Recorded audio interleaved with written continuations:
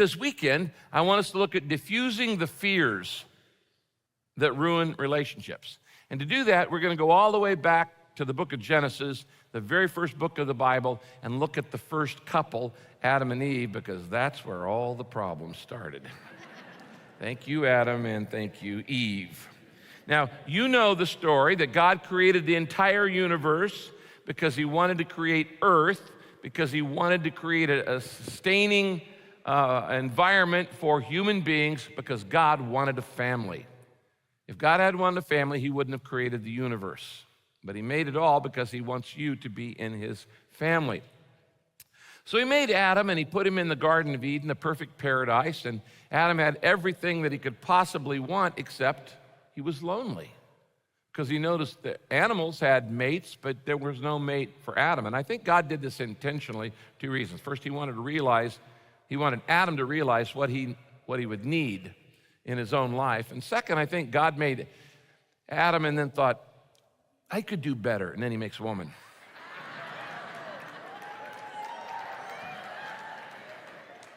Don't worry, I'll get you back. And so God makes Adam out of the dust, out of the dirt of the earth. And he creates Adam out of dirt. Now he creates woman out of Adam. Okay? Now, this, by the way, is why men don't mind getting dirty and women do. Because men are made of dirt, okay? Okay? We were created out of the dirt, so we like dirt. We don't mind getting muddy, messy. But women weren't created out of dirt. The Bible says they were taken from a rib of Adam. Now, there's a symbolism in this. That God created Adam's helpmate, his partner for life, his wife, out of his rib. He didn't take her from his feet, where he would lord over her. He didn't take her from his head, where she would lord over him, but he took his wife from his side, where he would be his equal, his partner, and he took him from a rib close to the heart as a symbol of she is to be deeply loved. There's a lot more I could say about that, but that's not where we're going this week. But God creates, he puts Adam to sleep, he creates woman, and when Adam wakes up, he sees Eve in her full glory. And Adam wakes up, and he's never seen a naked woman before. And he wakes up and he goes, whoa. Whoa. Whoa, whoa, whoa, man.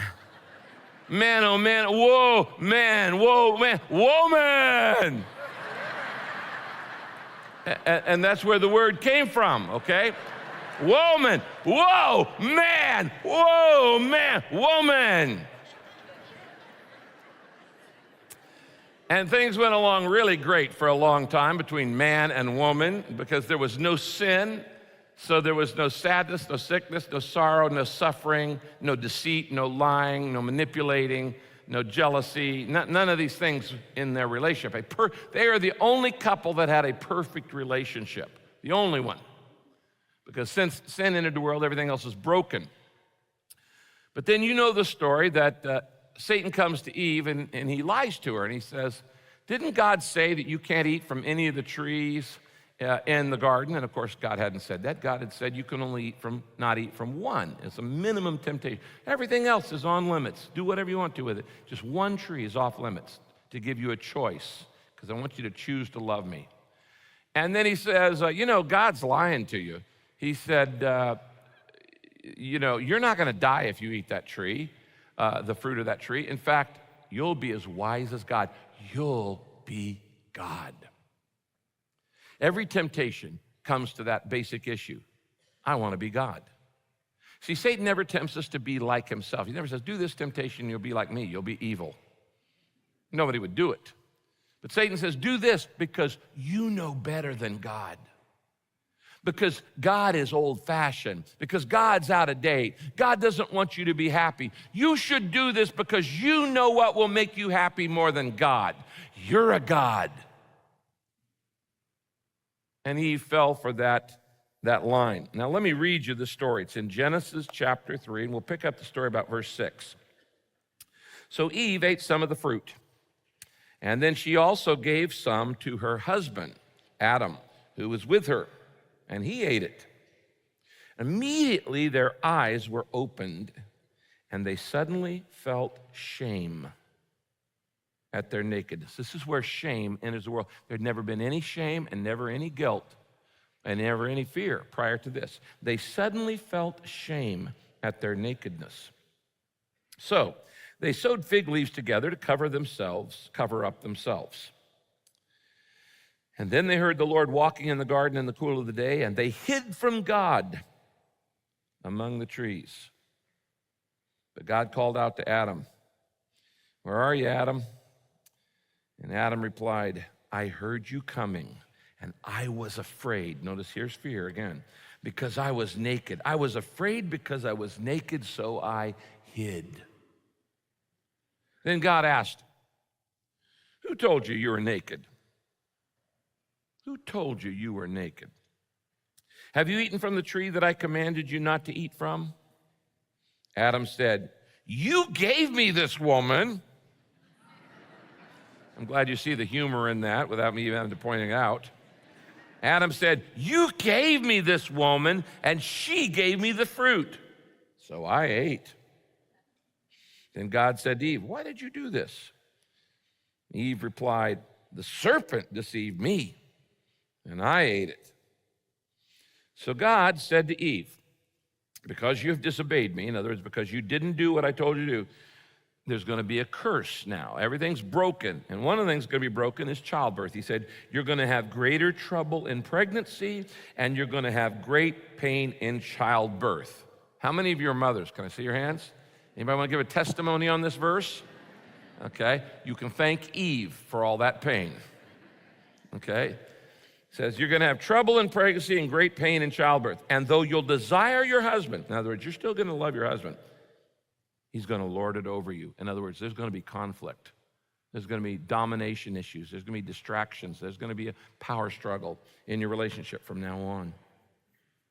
And then God said to Adam, because you also disobeyed me and you sinned with your wife, the ground you work is now cursed. And though you'll get to eat what you planted, your fields will have weeds and thorns and thistles. So you can thank Adam for all the weeds in the world. Weeds and thorns and thistles, and for the rest of your life, you'll have to sweat and work hard to get your food until you yourself are returned to the dirt that I used to create you. This is a fascinating story filled with an enormous amount of spiritual truth in it, but I just want to point out the relational truths.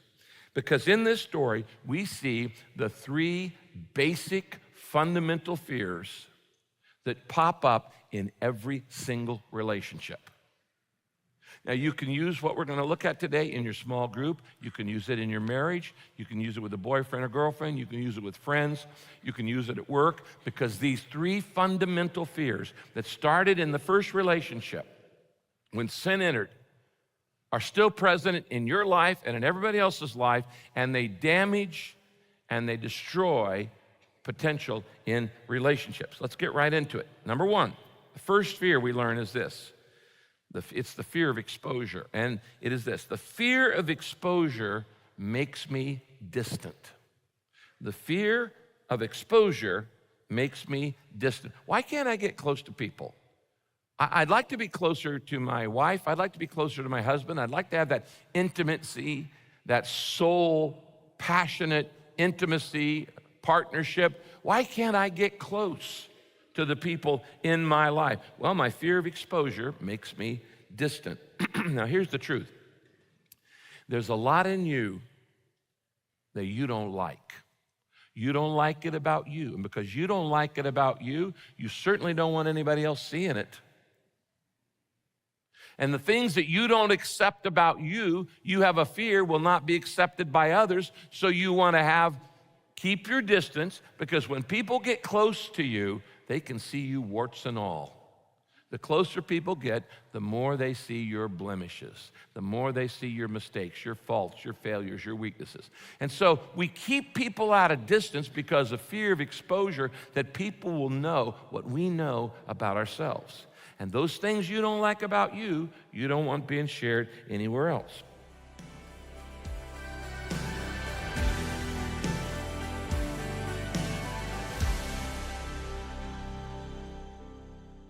Have you ever been completely burned out emotionally, spiritually, physically, to the point you weren't even sure God existed, or you still cared about your life, or that He cared about your life?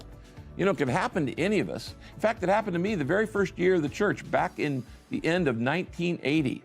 The antidote to my burnout was to start spending more time with God.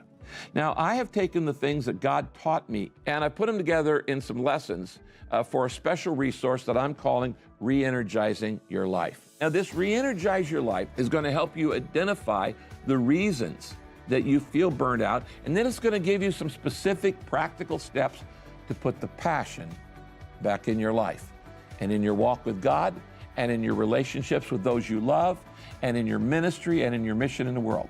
I want to thank you for your support of Daily Hope. You're helping us take the good news around the world. Today, when you send a gift to Daily Hope to help take the hope of Jesus to a lost world, we'll send you Re-Energize Your Life to say thanks. In verses 9 and 10 of Genesis 3, it says this: God called to Adam, "Why are you hiding?" And Adam said, "I was afraid because I was naked, and so I hid." Now, let me say a couple things. Whenever God asks you a question, He already knows the answer. He wasn't asking those questions for his benefit. He's asking the questions for Adam's benefit because He wants Adam to own up. He wants Adam to man up. He wants Adam to be a man and accept responsibility for the fact that he had run and he was hiding.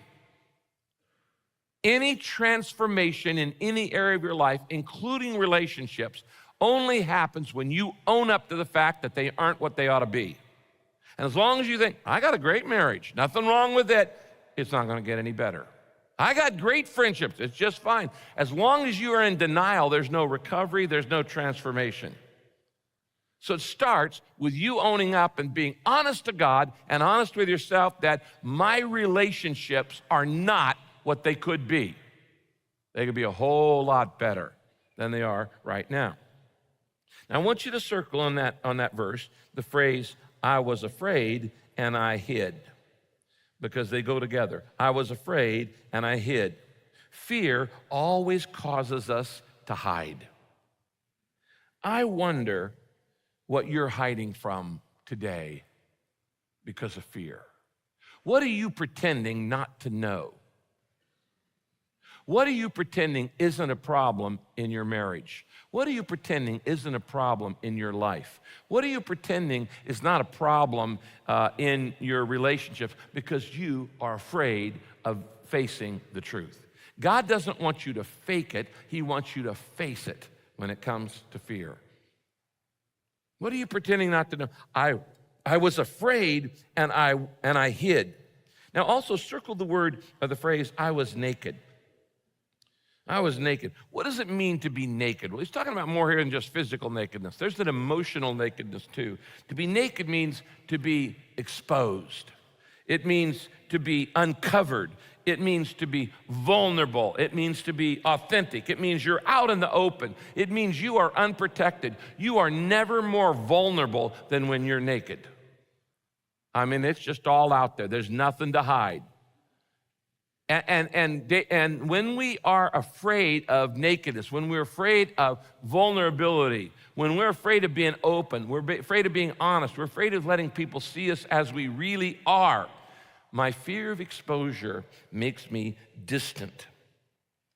You see, one of your deepest needs is to be loved, but one of your deepest fears is the fear of being seen for what you really are.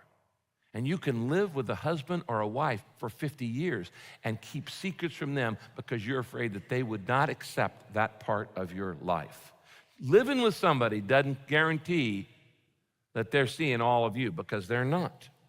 Now, I want you to notice the damage that fear does to a relationship because there are three stages, and we see all three of them here in this. The first phase is shame. You might write that down, shame. It's verse 7. Once they disobeyed God, the first thing that entered their relationship was shame. And when you disobey God, shame enters your relationships. It says they suddenly felt shame at their nakedness. Fear is often based in shame. Now, when you carry shame, you are easily embarrassed. When you carry shame, you fear embarrassment almost more than anything else.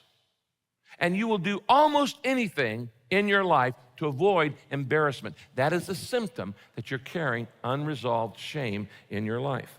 Shame makes me more self-conscious. Shame makes me nervous, more nervous. Shame makes me fearful of being humiliated. And I'm going to avoid that at all costs. Shame means I am easily mortified. Because if you have any of those things in your life, it means there's some shame you haven't given to God and let Him take it away in your life. Phase 1 is they felt shame. Phase 2 is the cover-up. The cover-up. And what happens is when we feel ashamed, we try to conceal who we really are, our true selves. Verse 7b says, so they sewed fig leaves to cover themselves up, or to cover up themselves. Now, if you've ever seen a fig leaf, they're not very big. Some of us, it'd take a lot of fig leaves to cover us. Okay. Now today, we all have much more sophisticated ways of covering up who we really are. We don't have to use fig leaves anymore, but we do it all the time. I wonder what ways you use to cover up your fears, your insecurities. What ways do you cover them up? Some people use humor, and they're the class clown, but they don't let anybody get close to them. They don't let anybody get close to them. And they use humor.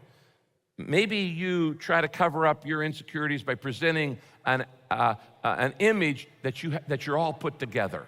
I mean, you got the right clothes, you got the right accessory, you got the right hair, you drive the right car, you say the right things, you use the right words, and you give this image that you're all put together, but you're not.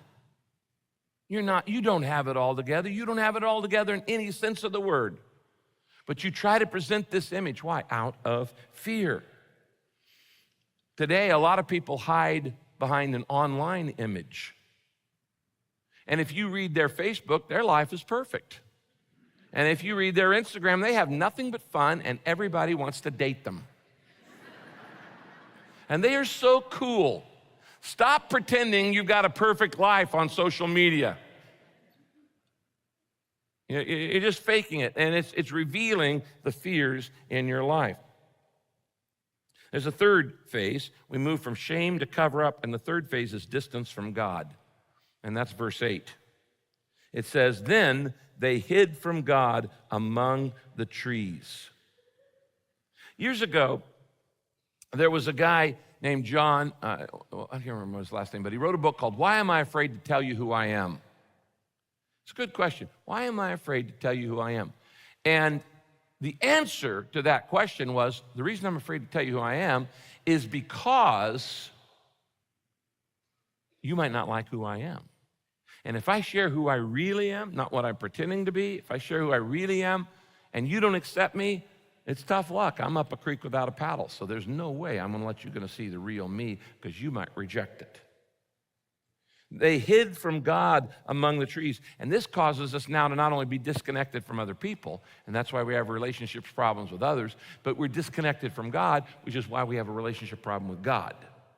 And we not only start fearing other people, we start fearing God out of shame. God doesn't expect you to be perfect, but He does expect you to be honest.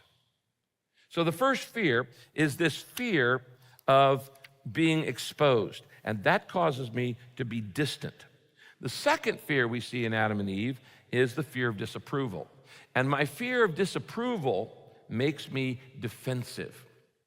My fear of disapproval makes me defensive. You see, now we move from simply hiding and running and covering up to now being defensive, and we start attacking other people back. We're not just hiding, we're now hurling. We're not just excusing ourselves, we're accusing others. And in this stage now, when I have this fear of disapproval, I start pointing fingers at everybody else.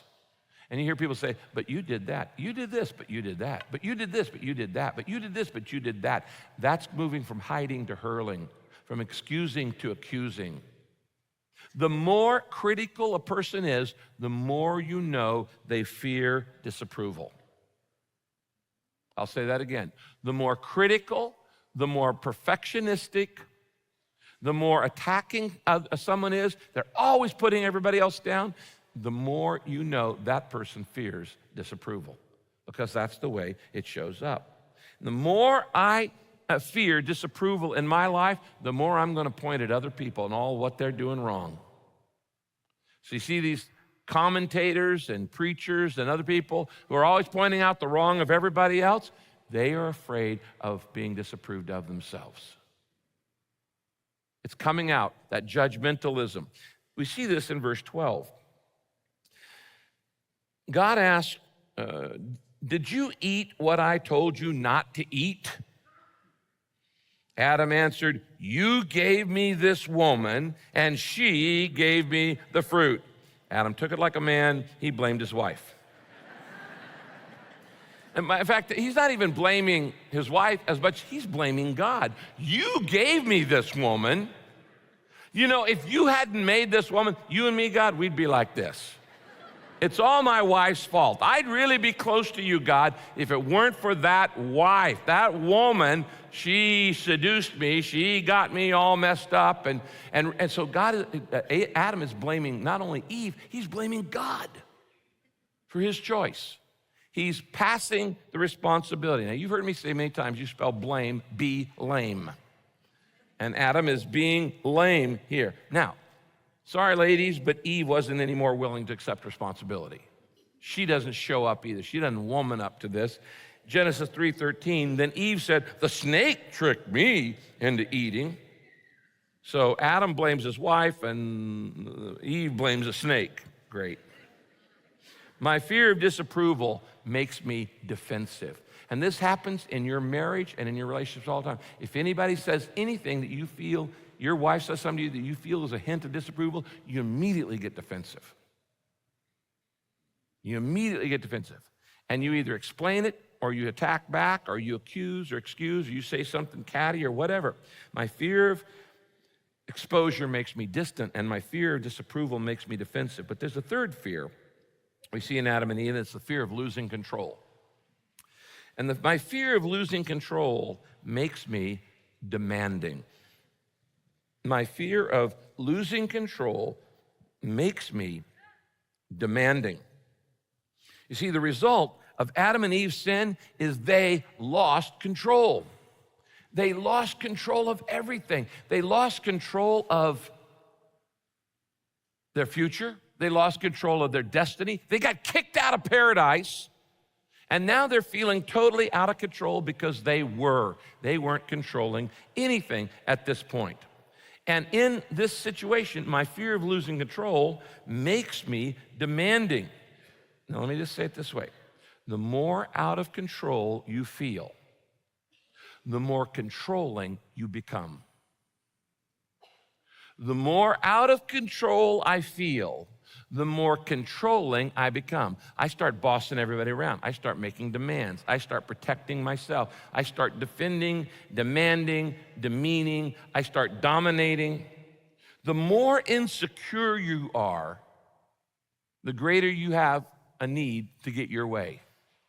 If you're a very secure person, you don't need to have your way all the time. You don't. Doesn't bother you. You don't have to have your way all the time because you're secure. But if you're insecure, then you really have to have your way all the time. And you fight for your way, and you push for your way, and you control your way. The more out of control you feel, the more controlling you become. Now, this happens in verse 16, where God says to Eve, you'll have yearnings for your husband. In other words, you're going to love your husband, even though you both messed up, but he will lord it over you. The Berkeley version says he will dominate you. And this is where the war of the sexes began, right there. And all the misunderstanding between men and women, between husbands and wives, boyfriends and girlfriends, all the confusion, all the conflict, all the jockeying for power and position, all of the tit for tat, all of this for that, all of the, bargaining and who's going to be in control of this and who's going to run this, and that's all goes back to this situation here, sin.